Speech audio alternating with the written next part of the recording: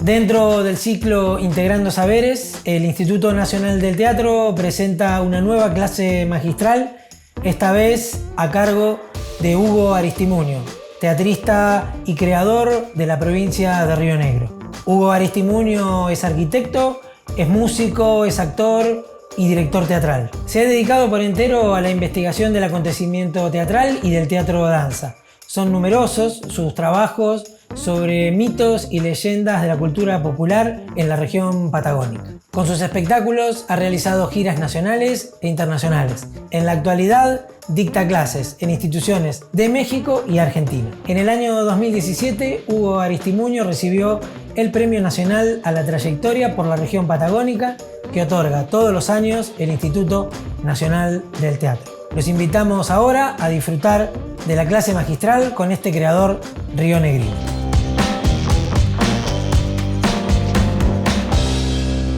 Hola, antes de comenzar voy a iniciar contando una anécdota que para mí es referencial, que me parece súper importante desde muchos lugares para entender esta posición, esta forma de estar en el teatro durante todos estos años y fundamentalmente pensar entre ustedes y conmigo una nueva manera, una nueva instancia en este acto presencial, en este convivio, dijera Jorge Dubati, que tiene que ver con esta etapa tan difícil que estamos pasando. Pero no quiero meterme en esto porque está lleno de opiniones de estas muy respetables en todas las redes, pero yo no me quiero meter en esa historia porque aún no sabemos en qué va a derivar esto y cómo va a ser. Y tampoco quiero ser optimista ni pesimista respecto de la existencia, la vida de este teatro tan amado que todos queremos seguir haciendo. Les cuento. En una ocasión, yo tuve una relación muy fuerte con una Lian Couché, una abuela sagrada mapuche de la comunidad de Painé Filú en el Mayeu, cerca de Junín de los Andes, una relación que duró muchísimos años y que tuve gracias a Luisa Calcumil, a la actriz mapuche Luisa Calcumil, que me presentó a esa abuela, esa ñaña tan querida, esa papay tan querida. Y al establecer esta relación, una vez la abuela, que tenía 80 y tantos años, no sabemos cuántos años tenía ni a cuántos años murió, ya se murió hace unos años. Creemos que más de 90 tenía. En una ocasión en que la fuimos a visitar a la montaña, en la base del Lanín, del Lanín, del volcán, ella me manifestó su interés en venir a mi casa, la honra que me dio de venir a mi casa. Cuando estábamos aquí ya en Viedma, donde yo vivo, una tarde muy linda, así de sol, en otoño, le digo, abuela, ¿usted conoce el mar? Y me dijo que no. Entonces yo le dije, ¿quiere que la lleve a conocer el mar? Un universo, un mundo que ella no conocía. Y fuimos y nos llegamos hasta el mar. Un día ventoso, no era un mejor día para ver el mar. Pero ella, cuando bajó del automóvil, me acuerdo que estaba de luto, así que estaba toda vestida de negro, con sus canas, sus aros de plata, su trapelacuya colgado en el pecho. Y bajó y no dejaba de mirar el mar. no dejaba de mirar el mar. Y a mí me llamó la atención cómo de golpe su cuerpo cambió, cómo su mirada cambió. Y se quedó extasiada, fascinada, mirando el mar, que ese día el mar estaba con un mar de fondo y olas muy grandes y espuma, mucha espuma blanca. Y ella se quedó mirando un largo rato. Y entonces, en un momento miró para atrás así para encontrarme, me llamó, me tomó del brazo y me dijo algo que nunca me voy a olvidar, que fue: ¿vio Lamuen? Lamuen o Lamuen es hermano en el idioma mapuzún, en el mapuche. Y me dice: ¿vio Lamuen? El viento hace florecer el agua. Y dijo nada más que eso. Y me tenía agarrado de su brazo y se quedó quietita ahí mirando. Y yo nunca me olvidé de esas palabras. Yo nunca pude dimensionar esa maravilla que fue escuchar a esta mujer analfabeta, entre comillas, mapuche, gente de la tierra, que yo tuve el privilegio de conocer y convivir con ella. Ella me enseñó muchas cosas que tienen que ver con esta forma de estar en el teatro. ¿Qué estaba haciendo en ese momento? A mí me asombró porque después la estuve observando y ella también comencé a observar cómo su voz se transformaba cuando gritaba a la tarde o a la mañana para sacar a sus chivas, para que vayan a pastar, para llamarlas a la tarde. Cómo esa misma voz enérgica enfrentaba a un perro cimarrón y armada de un cuchillo. Un perro cimarrón, que eso es un perro salvaje que andaba por la zona y que la atacó. Y también verla con otro cuerpo, con otra voz, cantándole una canción de cuna a su nieta, Rayén, una canción de cuna con la mayor dulzura, y otras veces gritándole a un pájaro de mal agüero que estaba entre los árboles, o otras veces contando los cuentos, los epeu, junto a su grupo familiar, o verla en las ceremonias y cantando los rituales. Ella se conecta con los antepasados, es una abuela sagrada, una autoridad religiosa de la comunidad mapuche de Neuquén. Este ejemplo fue porque justamente me hizo ver, yo la observaba cómo miraba permanentemente ella todo su recorrido, todas las cosas que ocurrían. Y ella lo que estaba haciendo en ese momento, después empecé a razonar, era haciendo una asociación con su percepción sensorial que tenía que ver con su lugar donde la cebada, al florecer, se llenaba de florcitas blancas en la punta y el viento las mecía y realmente era una asociación poética que tenía que ver con ese mar que estaba viendo, ese mar medio furioso. Entonces yo dije, qué capacidad, qué impresionante eso. Y lo que más me impresionó fue ver las múltiples naturalezas que ella tenía dentro de ese ser. Y luego, con el tiempo, empecé a relacionarlas con cosas que escuchaba, con cosas que aprendía de los grandes maestros, con esta cuestión que por ahí Barthes habla de la personalidad, ¿no? Que no es la personalidad biográfica, sino que es la personalidad con una poética asociativa. O lo que habla Jorge justamente del ser situado, del estadio de la pertenencia y de la capacidad de observación. Entonces, parto desde ese punto.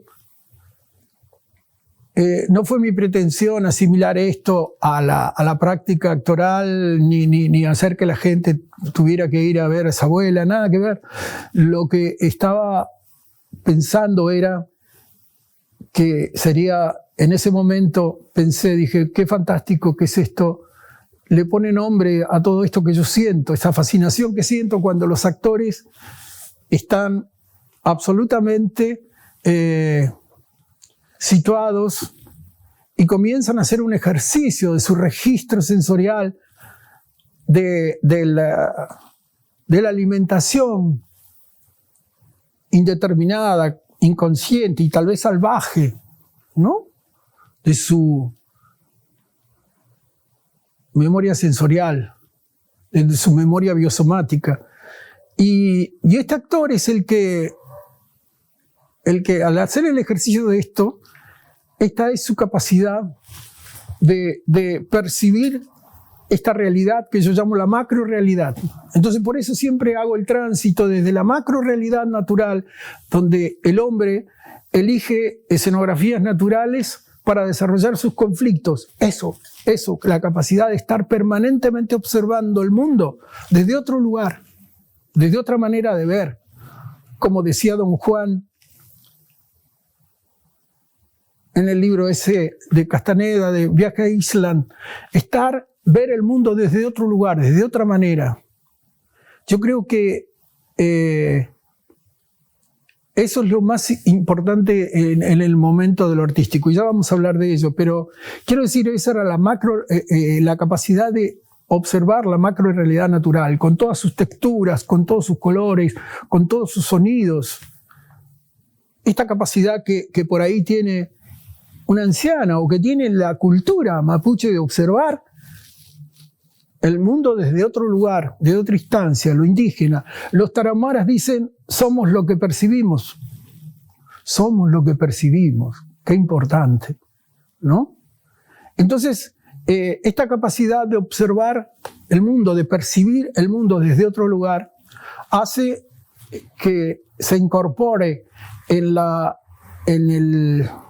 memoria biogenética una riqueza insospechada.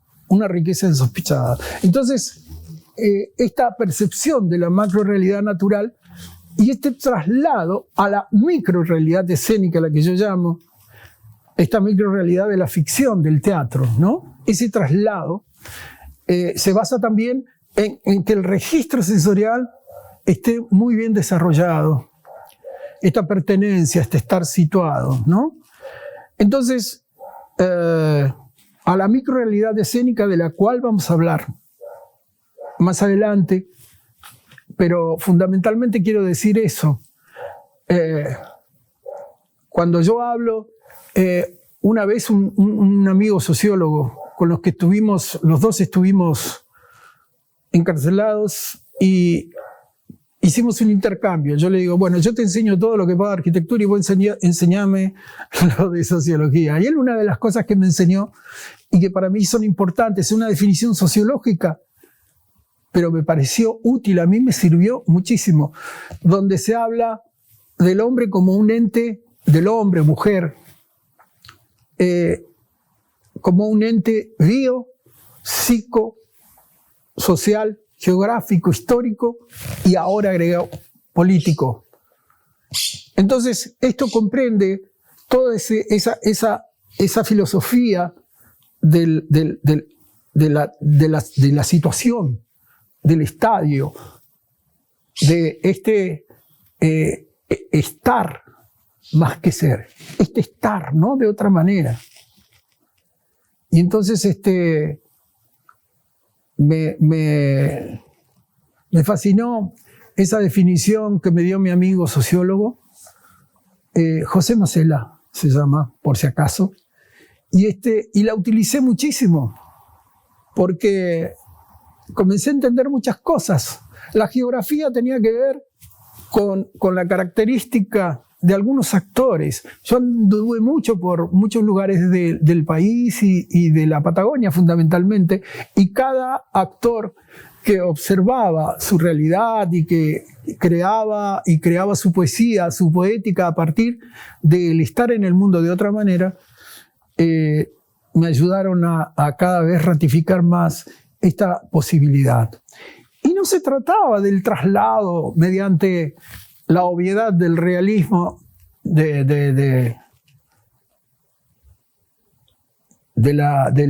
teatro naturalista, no, nada que ver, copiar, repetir, no era eso.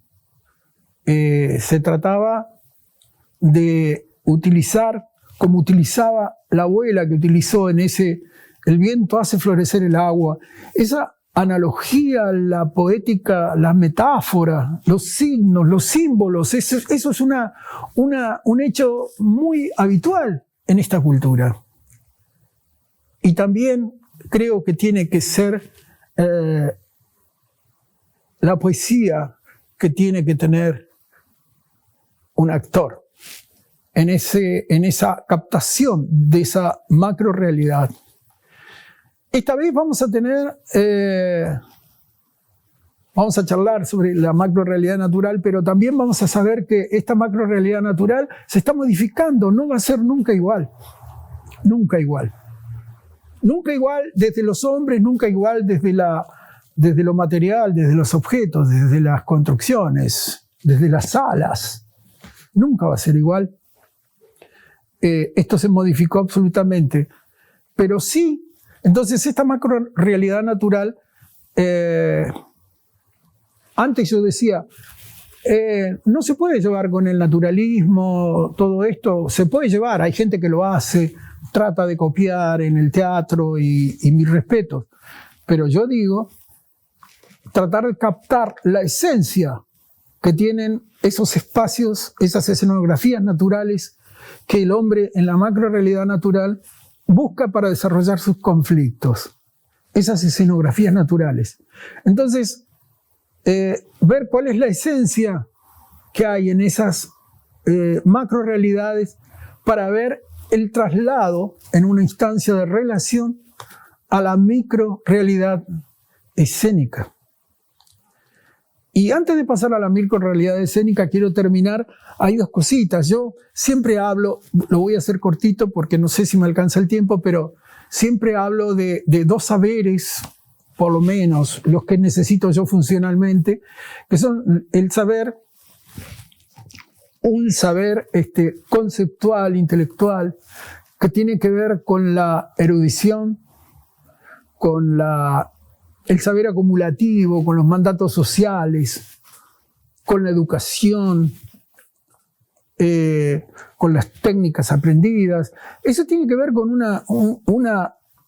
una sabiduría que más que nada se acerca a la erudición, vuelvo a repetir, y que también hace que el actor o el hombre sea un producto social que siempre tiende a conceptualizar.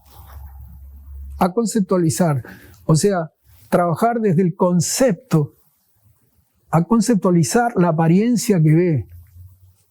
Entonces la transforma en una imagen rígida, con una apariencia rígida que se transforma en un concepto, una alegoría,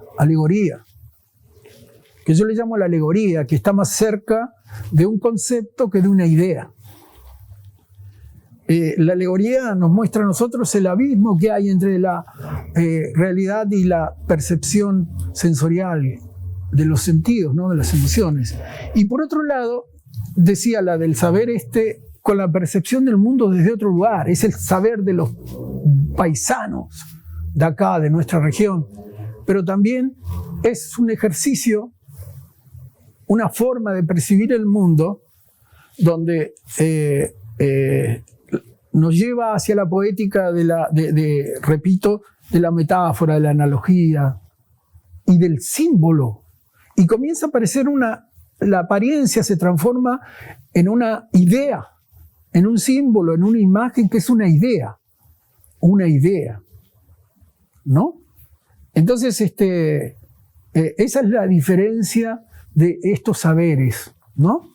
Uno que funciona en base al concepto, en base a la memoria conceptual, que no es crear nada, porque es la tautología pura, y la otra que se basa en las ideas, en la percepción sensorial y en la creación desde la memoria genética.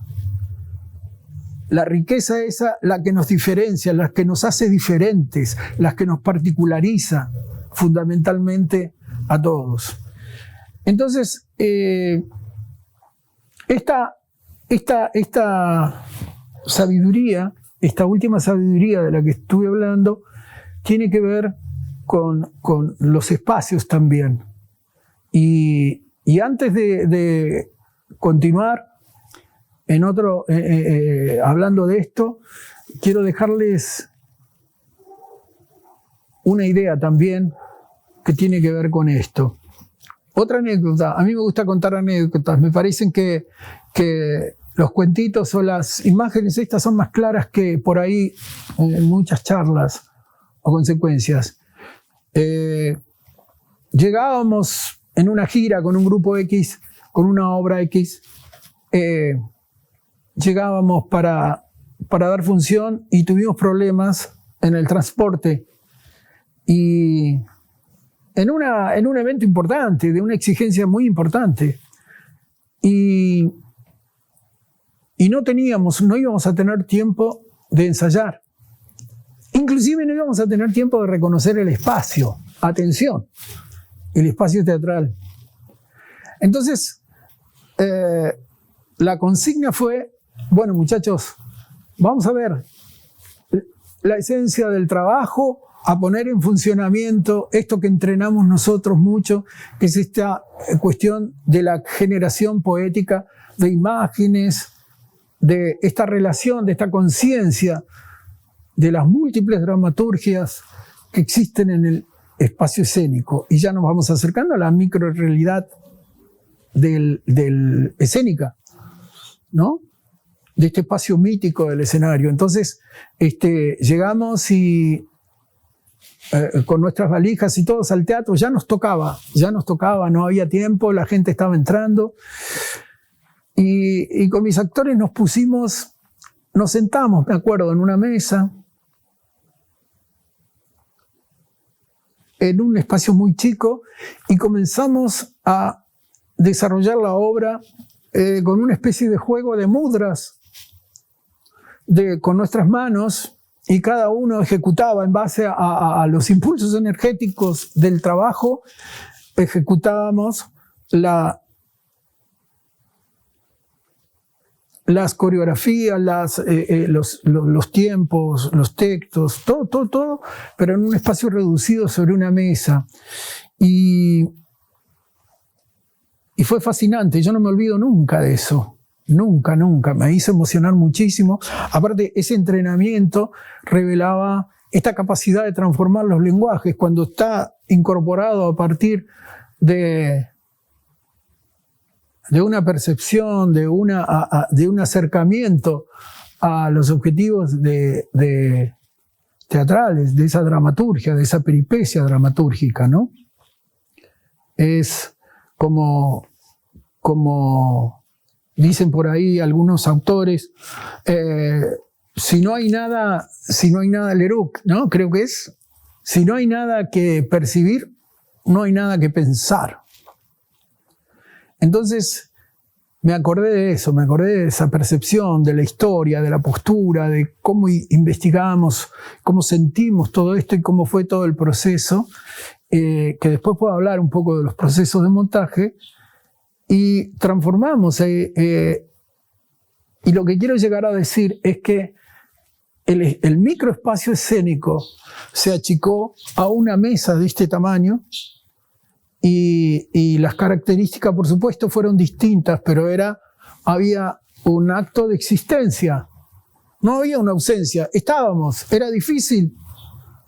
No teníamos el espacio que iba a ser, pero estábamos. Y esa anécdota a mí me hace creer en que, pese a que se van a modificar los espacios, el teatro va a conseguir su lugar. Entonces, para continuar, vamos a hacer un pequeño resumen de lo que veníamos hablando. Yo les había hablado de una macrorealidad natural y una microrealidad escénica. Y la capacidad del registro, de la percepción sensorial del actor, de esas esencias de las escenografías naturales que el hombre busca para desarrollar sus conflictos. Estar atento, estar presente, estar con todo eso que les decía del ente biopsicosocial, geográfico, histórico y político. Entonces, eso somos nosotros, somos todo eso. Somos entes biológicos, psicológicos, geográficos, estamos en un lugar. Tenemos una forma de ser, una forma de pensar y de ver. Esa particularidad, esa transferencia es lo que nos hace únicos en el momento de crear. Eso es lo que no se puede copiar, si quieren unas palabras, ¿no? Entonces, cuando vemos actores que se entrenan en esto, de la eficacia de esos registros, va a depender también la eficacia de cómo es el traslado hacia las exigencias dinámicas del microespacio ficcional de la escena. Pasemos a este universo particular de la escena. Es un universo particular, tiene sus propias reglas. Uno no puede entrar. Nosotros en los entrenamientos siempre, a veces tenemos algo que alguien me enseñó, pero no me acuerdo quién fue, pero que poníamos una alcancía y a veces el que no entraba en esa caracterización, en ese espacio sagrado, si quieren, con toda una actitud de, como dicen algunos autores, refiriéndose a mis actores, que a mí a veces, una vez que me enteré, me dio mucho orgullo, de guerreros escénicos. Eso es. Quien no entra con esa energía, con esa calidad, tenía que poner una moneda en la alcancía, un dinero, como para generar esa transferencia, entender ese universo particularizado de la escena.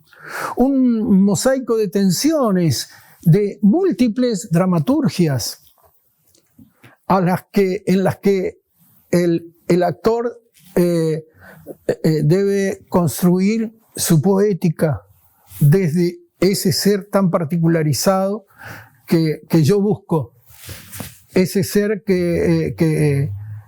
al que le exijo en los entrenamientos esa concentración en su memoria biogenética, en ese pensamiento casi salvaje, ¿no? Eso digo como que a veces también, como a veces dice Eugenio Barba, el tema de que antes ese actor, ese guerrero escénico, antes de actuar, debe existir. Debe tener una biología escénica, una biología escénica que implica una serie de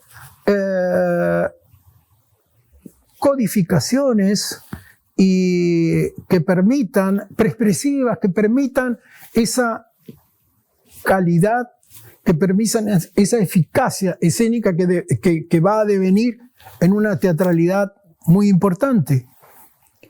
Entonces, en principio, las características de ese guerrero escénico, como cualquier guerrero, como cualquier persona que camina en un lugar que no conoce, que lo sorprende permanentemente, que a su vez tiene múltiples naturalezas dentro de sí que reaccionan ante las múltiples acciones de la dramaturgia que hay en ese lugar. Yo no creo en la historia del actor como eje, que si no aparece el actor y no se mueve nada. No, yo creo que está dentro de un universo. Estoy en contra de la omnipotencia de los actores. El actor vive en un universo que tiene que convivir con elementos de un universo particularizado. Y tiene que haber un respeto, un conocimiento, cosas que me traen otra vez la cultura de la abuela Rosa. O sea, ese respeto por el universo en que vivo. Miren ustedes a dónde hemos llegado por la omnipotencia del poder, del manejo del poder que ha hecho el ser humano, que hemos hecho los seres humanos, ¿no? Esa omnipotencia, esos principios que tienen que ver con ideologías neoliberales que no le hacen bien al espectáculo. Entonces, volviendo al actor que estábamos hablando de la microrealidad escénica, en esta microrealidad escénica el espacio es distinto. Hay fluidos, hay dinámica, hay manifestación de todas las dramaturgias, del sonido, de la luz, del vestuario, todo genera, si quieren, entrando casi como con un poco de falta de respeto a la física cuántica, a la cual me he acercado muy brevemente, muy humildemente, pero tiene que ver con eso. Un objeto narra, todo narra. Entonces, los objetos tienen proyecciones espaciales, tienen fluido, los actores, las voces, todo. Nada es más importante que otra cosa. Todo narra. Ese es el universo de la microrealidad escénica. Entonces, la creación de esas ficciones trasladadas desde la observación en la macrorealidad natural dependen de la eficacia con la que el actor capte todo eso y pueda realizar las asociaciones poéticas que necesita. Esa es la personalidad poética, ¿sí? De las imágenes, de las asociaciones, de las cuales habla Barthes. Yo también estoy de acuerdo con eso. Y entonces, ese actor es absolutamente como ese guerrero que está ahí atento a todo lo que pase, a todo lo que se mueva. Es eso. El actor, vamos a ir desde el personaje, algo que un querido maestro me dijo una vez que fue: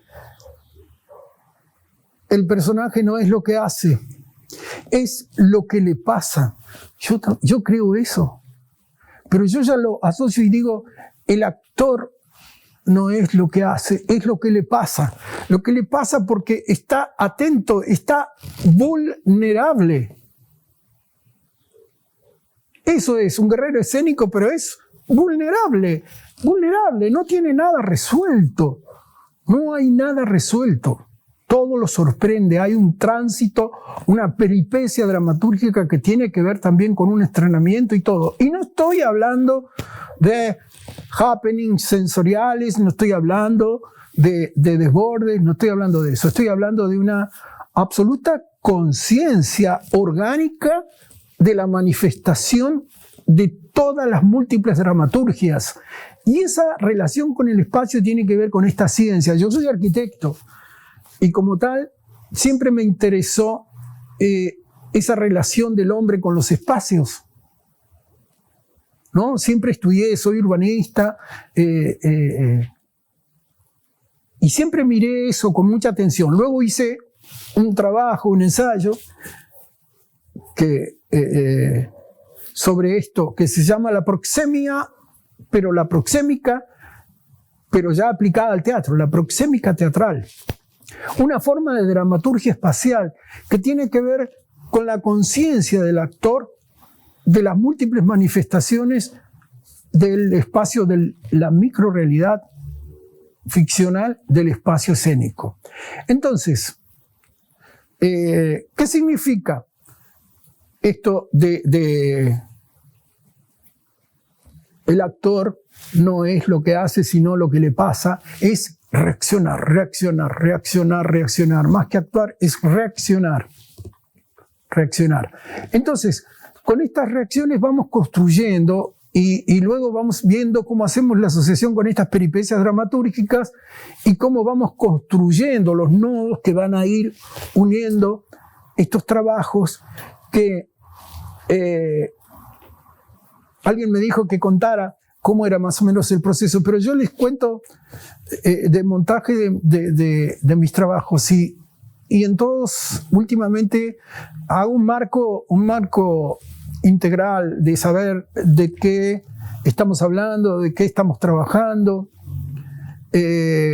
la temática, la ideología, cuál es nuestra postura, genero la confrontación de los pensamientos y las ideologías de los actores. A mí me gusta trabajar desde la confrontación. Me encanta la oposición dialéctica de mis actores. Es lo que me da la riqueza. Qué pobre sería todo si yo nada más me dejara llevar por lo que yo pienso. Por eso yo le llamo a veces creación en equipo o la creación grupal, que deviene de mi gran maestro Enrique Buenaventura sobre la creación grupal en Latinoamérica. Pero yo le pegué una vuelta de rosca y preparé mi propia ensalada, la sazoné, ¿no? Con todo esto que él me brindó sobre el teatro de grupo, pero fundamentalmente con la creación en equipo, donde están los roles absolutamente definidos y hay alguien, no sé, llamarle dramaturgo, coordinador o lo que sea, pero alguien que homogeneiza, alguien que define una dramaturgia. Una dramaturgia es una peripecia y hay muchas dramaturgias. Muchas dramaturgias. Entonces hay que trabajar sobre todo esto, y este es el trabajo del director también, ¿no? Trabajar con todas las dramaturgias, la dramaturgia del público, la dramaturgia de los actores, la dramaturgia de las luces, la dramaturgia... Hay muchas dramaturgias, la dramaturgia del autor. Entonces, la forma de trabajar de esta relación con las manifestaciones espaciales, esta conciencia orgánica, es lo que yo definí como, con un nombre funcional. Ya no inventé nada, no inventé la pólvora, pero sí con un nombre funcional de proxemia teatral, que es la conciencia orgánica de las manifestaciones dinámicas del espacio escénico. Entonces, ahora vamos a entrar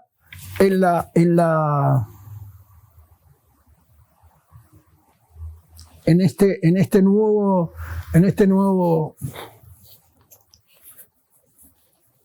panorama que nos despierta algunos optimismo, otros pesimismo, ¿no? Pero dentro de esta microficción, de la creación de esta microficción, el actor, el guerrero escénico, que está cargado y moviéndose con su memoria genética, con su poética, con estas reacciones desde sus múltiples naturalezas. Eso estoy hablando. Todo esto es un entrenamiento. Hay un entrenamiento hasta que esto se organiza dentro del cuerpo, se codifica, pero estoy diciendo, en este momento, no sé, no quiero aventurarme, yo no tengo una bola de cristal, no sé qué va a pasar, no sé fundamentalmente cómo se va a desarrollar el teatro comercial. Están intentando hacer el teatro virtual, cosa que me parece interesante. Como alguien dijo, estamos ante un cisma, ¿no? O sea, estamos viendo cómo, por ejemplo, como fue también la fotografía para los pintores, o como fue también el cine para el teatro. En aquel momento fue un cisma, fue un cambio. Y ahora vamos a tener que hacer eso. Pero yo insisto en que no creo que va a morir el teatro, que el teatro se va a modificar. A mí el teatro liminal, el tercer teatro de Eugenio, el teatro marginal, el teatro alternativo, el teatro de grupo, va a seguir, yo creo que va a seguir existiendo con otras relaciones. Pero es posible que ese actor fundamentalmente preparado desde su estar, estar significa esta convivencia con todo lo que le rodea, va a ser posible, y desde su entrenamiento, el modificar. Entonces podremos actuar desde los balcones, cantando como ahora. Aparecieron otros espacios, otras teatralidades. Gente que canta, gente que baila de un edificio a otro, los espectadores están cruzados. ¿Se va a cambiar toda la relación económica? No lo sé, no sé cómo va a ser, pero si existen otros espacios y la esencia creativa está en uso, en trabajo, el teatro no va a morir nunca, porque desde ese encuentro ancestral de dos hombres que se encontraron en algún lugar, dos mujeres o lo que sea, y siempre hubo un intercambio, hubo un acto de presencia. Y nosotros tenemos que luchar contra eso, contra la ausencia. Va a haber presencia, siempre va a haber presencia. Los códigos serán distintos, los espacios serán distintos, las distancias serán distintas. Pero esa biología escénica tiene que poder estar preparada para manejar la energía y modificar sus lenguajes estéticos y éticos. Modificarlos sin perder su esencia. Yo soy un esperanzado en eso. Un esperanzado en eso. Y así como esa anécdota de poder hacer esta obra en una mesita, ensayarla y hacerla, también eso se puede. Yo expandí obras y las realicé en estadios grandes y con unas características, y era como un estímulo emocional, un estímulo creativo, como una cuestión casi salvaje de ingresar en otro nuevo mundo, en una cancha de básquet, en un galpón, en una ladera de una montaña donde he dado teatro. He hecho obras que las presenté en los teatros mejores y también la di en la ladera de las montañas, con la misma emoción, con la misma pasión. Y